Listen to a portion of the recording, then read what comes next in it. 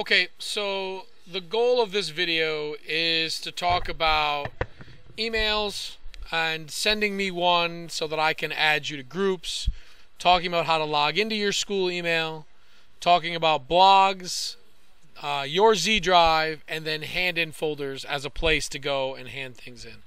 So the first thing I would ask, whether you're a student or a parent, that you take a minute and log into your email and send me an email. Parents, your email experience will be considerably better if you can send me a Gmail account email address. I'm hopeful that if it's not a Gmail account that I can at least keep in contact where I can send you certain things, but other things you won't have access to because most of what we do in class is based around Google and Google Drive and Google Calendar and Google Email and the whole rest of the Google world. Those of you who are students, this being the first couple of days of school, you're going to need to log on to your email.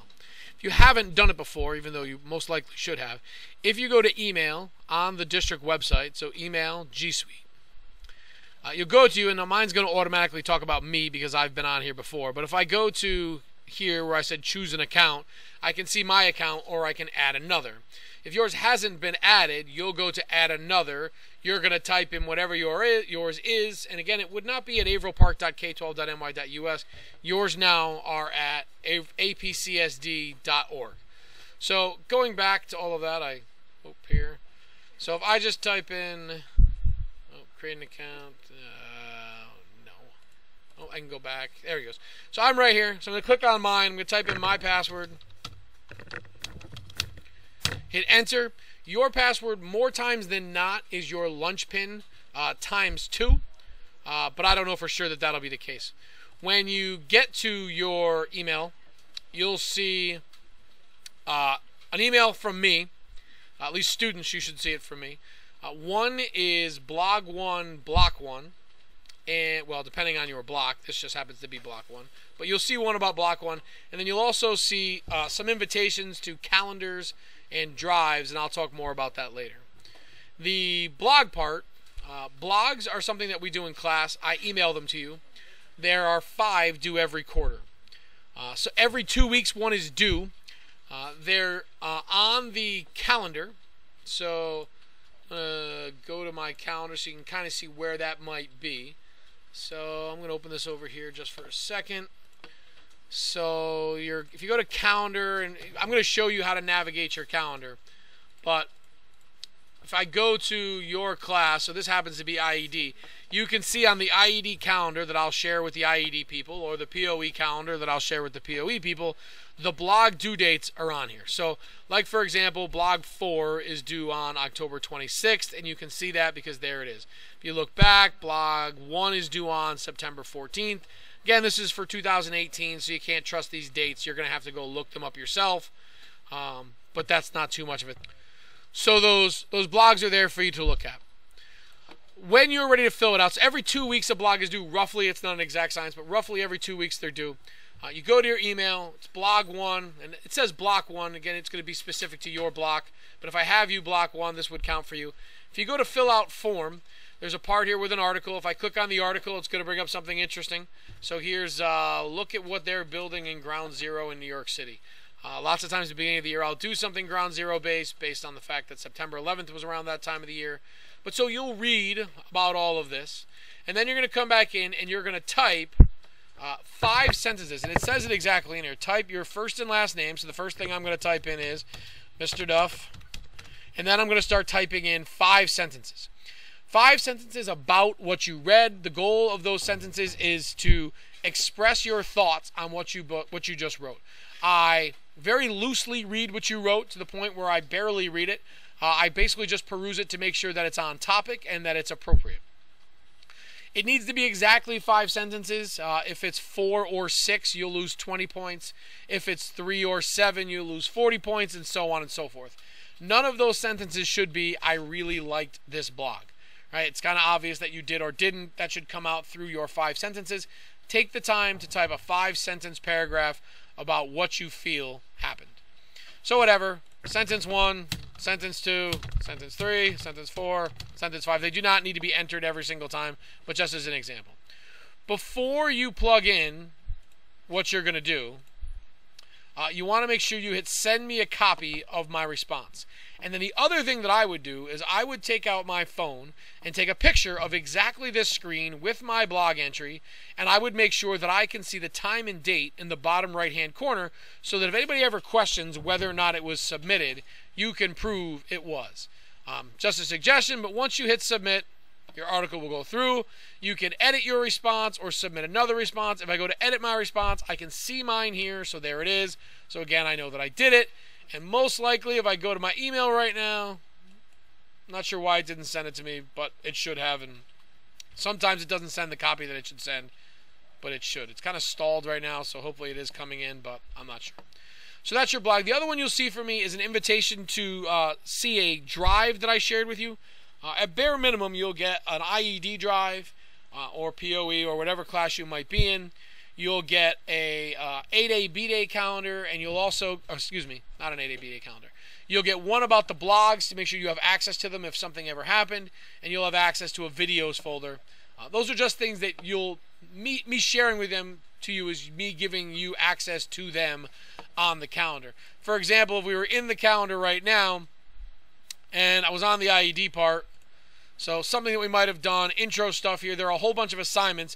If I click on these assignments, it opens up what's inside or these reference materials. If you didn't have access to that drive, this wouldn't open for you. So you getting that email is me doing that. The next thing I want to do is I want to show you how to access your Z drive because I want you to prove that you did this. So parents, you don't really need to do this part, but students, you will. Also kind of curious if that came in because it still says whatever, but whatever. So the way you're going to prove this to me, and we're going to kind of do this sort of over and over, is you're going to go to your Z drive. So in order to get your Z drive open, you're going to go to Start in the bottom left-hand corner. This is the Windows symbol. It used to be called Start, then it was Windows, then it's just this sign. If I go to this PC, and then this PC I go down, I can see my Z drive. I want to shrink this screen so that just my Z drive is showing. I'm going to put it in the bottom right-hand corner here, and I'm going to push Print Screen. Print Screen is on my keyboard. It's next to the F12 key. If you're using a Mac, I don't know how to print screen, so that's going to have to be something you're going to have to figure out. But at least the PCs here at school, that's how you do it. So if I hit Print Screen, it essentially copies everything on my screen. It's going to do that for two screens because mine is a double monitor here, which you'll see in a second. Again, if I go to Start and I go to Paint, if Paint's not there, I can go to All Programs and hit Search. Type in Paint. You can do this for any program if you don't know how to use Windows very well. But Paint, and there it is. Open up Paint. Then you hit Control V, which if you don't know the keyboard shortcut for paste, Control V is paste. So if you see, I can see my calendar, which was over here, and I can also see the part that I'm actually trying to gain. So you might not need to do this because you don't have a split screen like I do, but there might be times that you want to just take certain parts out of a screenshot, so we'll still watch how to do this. So then I have the select the select window here tool already selected. I'm going to draw a box around my screen so that I can include it. Then I'm going to hit Control C, which is copy. You can also hit Control X, I think it is. Control X, yep, is cut. So Control X will take it out altogether. It's not necessarily necessary, but something you can do. So then I'm going to go to File, New. And I'm not going to save it because I haven't done any major work. So I'm going to say Don't Save. Then I'm going to hit Control V again to paste in. And now I have just my screen. You want to make sure that if you have a big window here open, so you have your picture and then all this white space, shrink up around this so that the white space kind of encompasses your picture. Okay, so from here you're going to go to File and you're going to go to Save As. There are two different types of saves in every basically program.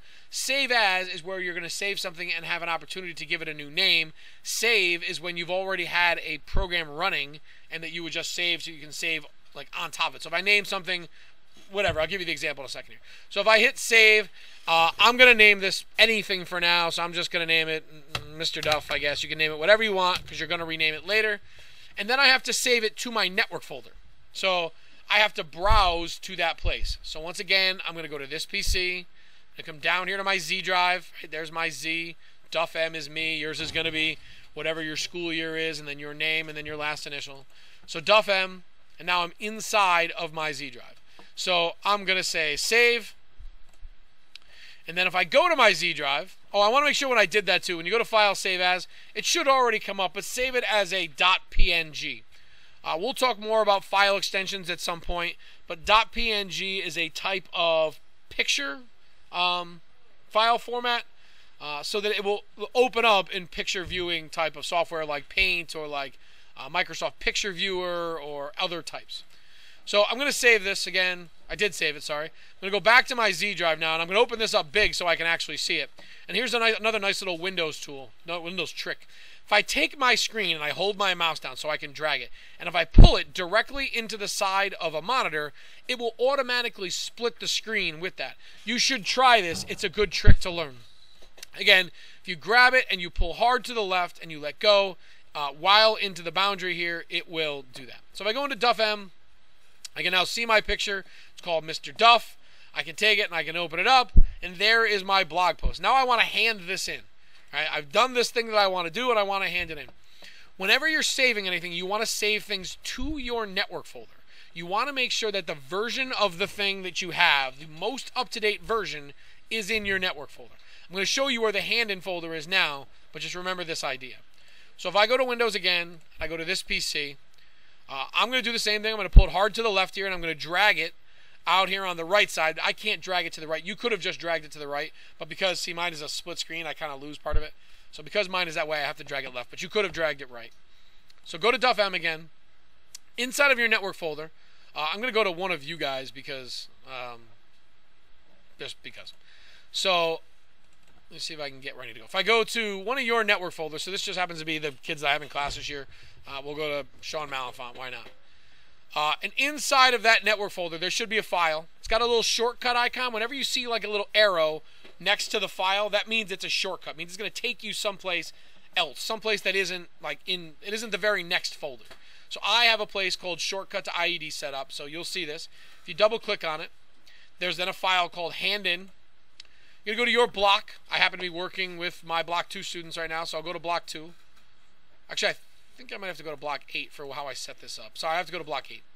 So Block 8, you're going to go to Quarter 1. This will probably change the name at some point, but we're in Quarter 1, so go to Quarter 1. You're going to go to Intro Assignments, and there's one on top called lastname.blog. This is where you're going to hand this in. This is you proving that I know how to hand your stuff in. I just named this file this, so you have someplace to hand it. But you'll notice the file name is going to tell you what to name your file. So it's called lastname.blog. So I'm going to come back over here to my network folder. See on the top it says DuffM. There's my Z drive. Whereas up here it says .1 intro assignments. So I'm going to go through and I'm going to right click and I'm going to go to rename. And I'm going to type mine DUFF and then I'm going to type .blog. Right? So now it's named correctly. I'm going to take it and then I'm going to drag it into lastname.blog. After it's there, I can see it. Let's just say I handed something in and I need a different version of it. I didn't give the most up-to-date version. I had to make changes. Well, if I try to drag this back in again, it's going to tell me I can't. It'll allow me because I have permissions that you don't. It won't allow you to because you can't write over a file. If that ever happens, right-click on in your network folder again, rename it Duff and put a 1 at the end of it. Then drag it in again, and then you'll have 2 versions in here. I would prefer never to see 2 versions, but again, there are instances when it comes up and you might need to do it. So if that happens, I'll know that the one with the 1 next to it, or the 2 or the 3, that those are the ones that you want me to look at, not this one. And when I go through, I'll delete the one that shouldn't be there, and we'll be all set. So that's how to hand your stuff in. Some of the other stuff that just happens to be sitting here that you may or may not find interesting. When you want to figure out where stuff is, if I click on the arrow next to this, it gives me the last couple of files. See, so I'm in lastname.blog, and behind that is intro assignments, and behind that is inventor. But there are a lot more places that we went to get here. If you want to look at that file type, you can look at this whole thing, and it'll take you all the way. So we're in APHS, NA01, whatever that is, student public, high school, curriculum subject areas. All of these are folders leading you to where 01 lastname.blog is. That shortcut that I gave you, see there's #1.ied, that's the shortcut of me taking you to where you need to be, so you don't have to go to all of these places first. But this is the location of where this is right now. If for some reason you ever needed to search your way to there following a different way. If I go to my network folder, maybe it's not going to show me because of school resources and stuff like that, but you can't see it that way. So that's how to hand things in. So if you go through and you look, like all of the stuff that we're going to hand in this year is here, and this list is going to expand. But right now, right, we have lastname.blog. The other thing too is when you rename it, make sure you don't put the number in front of it. See how it's duff1.blog, not 0.1 duff.blog. Those numbers are just there to order these so that when you come in, all right, well, you know, this time I did blog, next time cable car, next time vocab, whatever it might be, but they're all lined up that way so that they stay in order. But so these will all get done, and then inside of here is the inventor drawings that we've done. Again, a lot of this is going to change because of what we're doing with the class, but that is there also.